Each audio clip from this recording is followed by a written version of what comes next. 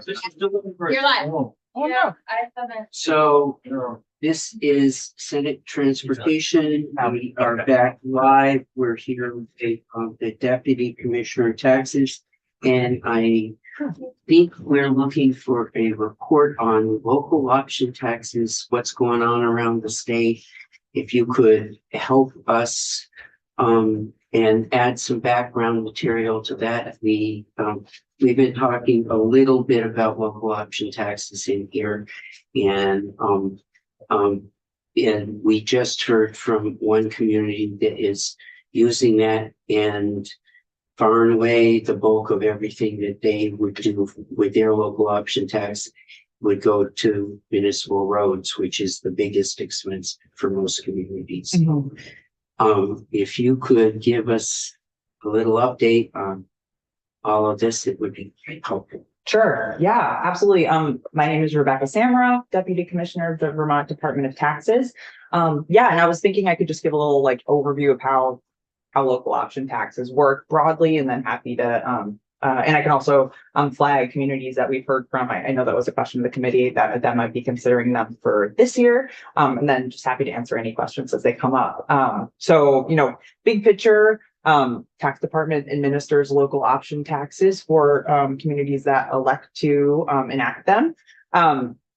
It is collected along with other state level tax types, which is part of the ease and logic of the administration. So sales tax or meals and rooms tax. Meals and rooms tax also includes the tax on alcoholic beverages served at like a restaurant or bar, for example. So you can, a town can elect to apply a 1% tax to any of those bases. You can't separate meals and alcohol, like those have to be both included together, but otherwise you could just do rooms, just do sales, just do meals and alcohol, or you could do all of them. So it's pretty straightforward for businesses in the state to comply with, because these businesses are already filing most often monthly a sales tax return with the department, or a meals and rooms tax return for the department. And the return form, has a place where you take those total sales that you're reporting for the whole month and break them out into, which local option tax community those sales occurred in. For a brick and mortar establishment that's, firmly planted in one jurisdiction, this is pretty straightforward. If it's a meals and rooms tax in Montpelier and you're a restaurant in Montpelier, then all of your sales are attributed to Montpelier. It gets a little more dynamic if someone does deliveries across jurisdictional lines. So then these are all destination-based taxes, which means taxes due at the point where the consumer kind of takes possession of the thing. So like a delivery into another jurisdiction would be, about where the item's getting delivered to, where that person takes possession. Or like a pizza shop delivering, from Montpelier into Barrie, it would be about whatever the jurisdiction is in Barrie that would dictate whether that's taxable or not. So, that adds a little more nuance for a business who does deliveries. And then, of course, we have, national companies, e-commerce vendors who are making sales all across Vermont. It's a very rich tax return, lots of sales reported on every local option tax line. So it's on, it's on businesses to report and remit accurately, but the tax department is absolutely, especially in, the first couple months after enacting a local option tax, keeping a close eye on things, making sure everything makes sense. If there's a new local option tax town, like conspicuously absent on a big national vendor's return, we'll notice that and reach out to the vendor and say, hey, did you notice that there's new local option tax? We emailed you a bunch about it. And I'll get into those steps. By the way, what the department does when a new town comes online. So most of the time, communities are voting on enacting local option taxes on town meeting day. That's not a rule, but that's often when it happens. And so the department requires a 90-day notice before we can, make that local option tax active. So these 90 days allows us time to update our tax system, like the guts, to make sure that we're expecting, sales and revenues and collections to be happening from that local option town. We update the forms to, make sure there's a line for the new local option tax town. We have publicly available rate and boundary files, which are these files that are used by major e-commerce retailers or a third-party vendor that supports those retailers to know, which addresses to assign a local tax to. So that all has to happen. We also have a local option tax rate finder tool on our website that's really handy for myriad issues one might have and like just wanting to understand which jurisdiction things are in, but it's very helpful for local option taxes. And with that tool, you can look up an address, you can look up a municipality by name, you can even look up a PO box number. Go ahead. What about PO box? Yeah, yes, new feature.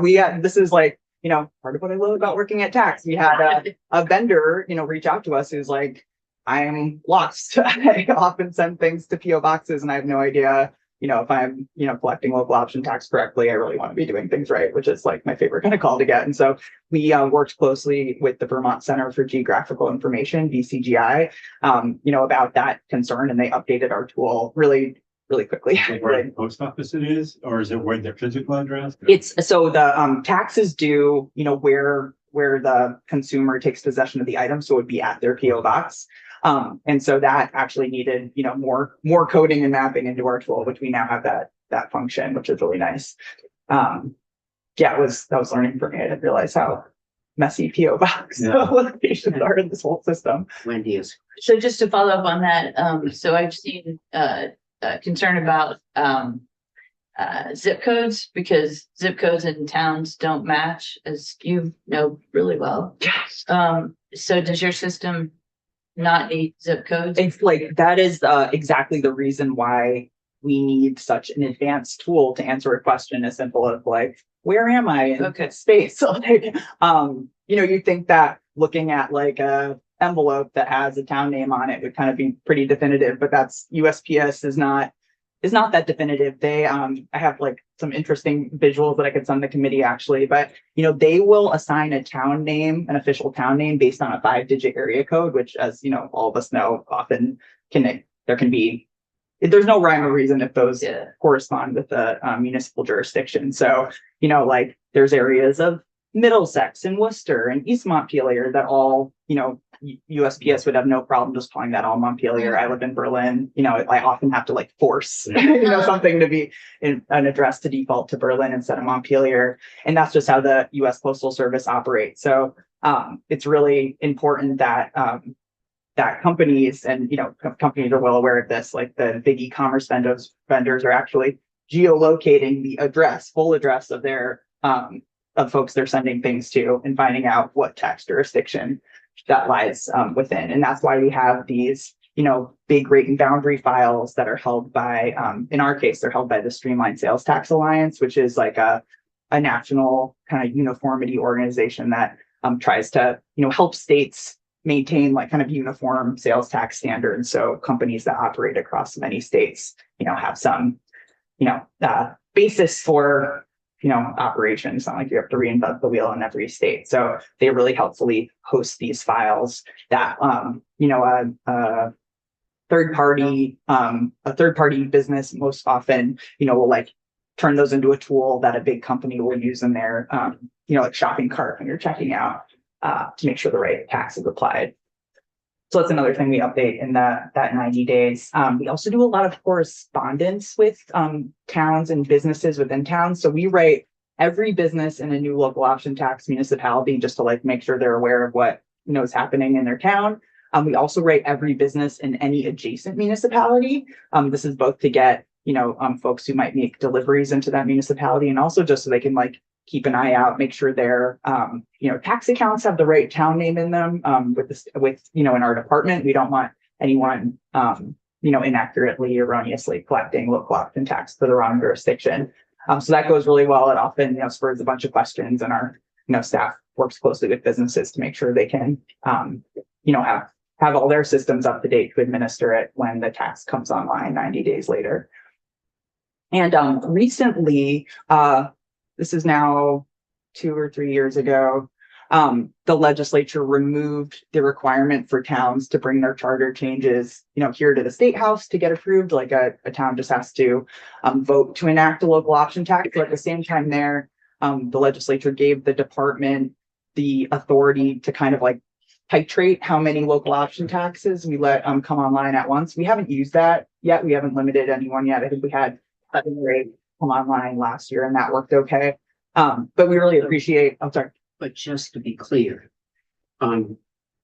it's to vote local option taxes that are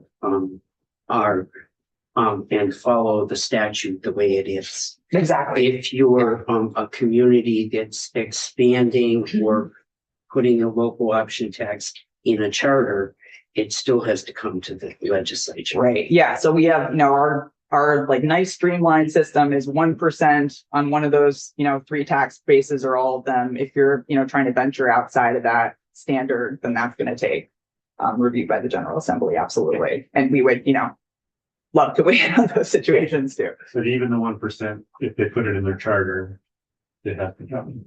If it's a charter. Right. thing, if they put it Well, in their charter. But that's what we cleared. So if you're going to get to this, a picture of how many towns are doing that, how many towns right now are in, and if you have other things to talk about, how many towns are considering the 1% this year, like for example, Morristown. And do you track the number of communities that are, there's at least one that we know of that is trying to go from 1 to 2% in a charter? Do you track all of that stuff? Yeah, and we're tracking that just for our own, kind of like awareness and preparedness. It's not, a responsibility we have until something becomes, enacted. But yes, we do. We get a lot of, a lot of engagement with municipalities as part of the services we provide to help them estimate local option tax revenue that might come from different, styles of enactment, and also, just answer myriad questions about what the process is like, when they'll get payment, et cetera, about the fee. So I can get to those lists. Absolutely. I just wanted to Finish what you were. Sure. Yeah. We'll, No, it feels important just to know that, these, so the tax department has, if we have more than 5 local option taxes that all come online, let's say after a town meeting day, we have the authority to kind of like slow the implementation of those beyond 5. As I mentioned, we haven't done that yet, but it does feel like, especially, with the growing popularity, I think it's a really important allowance for us just to make sure we can like roll things out really nicely and accurately, and not have a bunch of chaos of not having the time to get our ducks in a row. And it's not like the tax department would say like, no, you can't have a local option tax. We might just need to say like, okay, we'll need an additional 30 days for like this tranche, and then like another 30 days for like this set. Again, we haven't had to do that yet. But that's in there. So like looking forward, we have 7 towns that have reached out to us to indicate like that there will be a local option tax vote in 2026 town meeting day. We have another 7 towns that have reached out to say that they are strongly considering a local option tax vote in 2026. And then in addition to those, we've had 14 towns that have reached out just with data requests, like help me like understand our meals and rooms tax data. What could this mean for us? Those kind of things. So those 7 towns within the present present statute requirement. Right. Yeah. These are all folks, considering kind of like the generic local option tax. So Stowe is having a vote in March on going from 1 to 2. Are they in the 7? No. Yeah. They already have their normal local option tax. Do we have any indication about how many is Stowe the only community that's going from 1 to 2? That's the only one that's come across my desk, which was just like awareness raising for me that they were doing that. Well, certainly interested in what the legislative appetite is for that. And, if that is something you all want to hear about, I would love to come in a little more prepared after talking to my team about what complexity that, introduces for us. But, I can speak high level that, the more deviations we have from a standard, set of administrative, protocols and procedures, definitely like far more complex for us, and, kind of robs away from the efficiency of having this, tidy local option tax that, nicely falls follows our tax forms and, kind of remittance structure that businesses are already doing. It's an additional lift for us, but mostly it's like a big lift for the businesses in those communities to now have, a new nuance to navigate. But Burlington is outside of that. Yeah, so there are a couple of local option taxes in municipalities, Burlington and Rutland, that are administered totally outside of the tax department. This is it's a municipal tax on a tax base that is not the same as our state trust taxes. So, Burlington's, for example, it's a kind of like an amalgamation of some things that are covered under the state sales tax and under the state meals and rooms tax that's subject to their self-enforced local option tax. So we don't do anything for Burlington, to support them administering that tax. It's not, it doesn't flow nicely off of one of our tax returns. We do actually, engage with them sometimes when there are taxpayers that have questions, which I think comes up a lot of like, oh, I'm not sure, like, if this is taxable under Burlington's tax or the state tax, or, how those two intersect, because it's not like a clean overlay of tax bases. I know that creates some confusion for businesses there. I think at some point, some further view of what the activity and the questions are, and that, knowing that Stowe is out there, if Stowe is successful, anything around that and the complexities it would create, I think we're very interested in hearing about. Yeah. And I want to be clear. Like, I know that there are proposals in this building around increasing and like allowing an option for all towns to vote in at 2%. And that, if there's something that we can, kind of like planfully adapt into our local option tax structure, that would be, much different than having, kind of, it feels like a bit of a slippery slope, allowing little nuances for one town at a time based off of this, foundational local option tax structure that we administer at the tax department. I'm much, if towns want to do something independently that doesn't involve our, administrative machine, then that's totally fine. But, adding a lot of, opportunities for nuance just creates mess. So, yeah, I would prefer it to be a coordinated policy that, the whole town could take advantage of. The question in Burlington, because they raise everything separately, they don't contribute to the pilot fund. Don't they have I'm not they sure. have enough option tax as well as their own excise tax as well? Yeah, let me open up. Let me see what they do. You're right. They do some of the state run as well. So Burlington, has a 1% local option tax on sales. So that is, through tax department administration, those revenue splits go naturally. And then the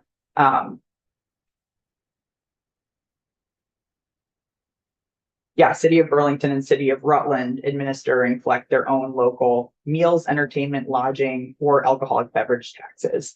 So it's kind of like a crafted tax base that's homegrown and specific. And that they collect themselves, they don't remit anything. I can't imagine they would, but again, like that's not anything I'm aware of. You could definitively. We're just trying to create a picture for everybody. Sure, I think that'd be a good question for Burlington. It's not anything that operates through the tax department. So, thank you. So the sales tax, that's statewide, or there is a statewide sales tax. So, you get we receive sales tax from internet sales. So every town likely is already part of that, or every town is probably receiving, the town isn't receiving the taxes, but people in that town are probably ordering things. Right. Yeah. There's So- probably purchases in every town that generate sales tax for the state. Absolutely. Right. So then could towns get information from you easily on what that amount is so that they could know what their revenue would be if they did a local option tax? I'm nodding because that's a really good question, not because the answer is yes, just to be clear. Okay. So we do actually, so for like major national like e-commerce vendors, for example, they file one monthly return with the state that captures all the sales activity for the month across the whole state. So that means that unless a town already has a local options tax, which requires that vendor to say, and this is how many sales were made in this local option tax town, we don't have any information about what happens in other towns. So like, if there's a, any town that doesn't have a local option tax, the sales are just kind of counted in this one big aggregate number for the state. There's no, like geolocating sales unless the town already has a local option tax. So, if it's a pre-existing local option tax, we can absolutely say, this is how many sales were generated in your community, from the local option tax returns themselves. If you don't have a local option tax, then we don't have any data granularity for you. Okay, so could the vendor provide that? Like one could certainly ask a e-commerce vendor, if they have data to break it out like that. I assume that's possible. It's not something that they are required to share with the tax department for any purposes. Okay, so we could, all right, well, that's something to talk about. Thank you. Yeah, really good question. It's a question I get from municipalities often. Go ahead. I think I know the answer to this, but does a town, when they apply as a charter and they have conditions on that local option tax, you don't get involved in that. You just care about the 75% that's sent to you. By conditions, you mean like, we're going to raise revenue from this and spend it on this. Well, yeah, that, or, yeah, like in Colchester, we can't spend that local option tax unless it goes to a vote. Mhm, Of the right. town. Yeah, our kind of our engagement is, sending revenues quarterly to the municipalities, and then from there That's it. they're on their own. You don't Yeah, care. we care deeply, but are involved. Good answer.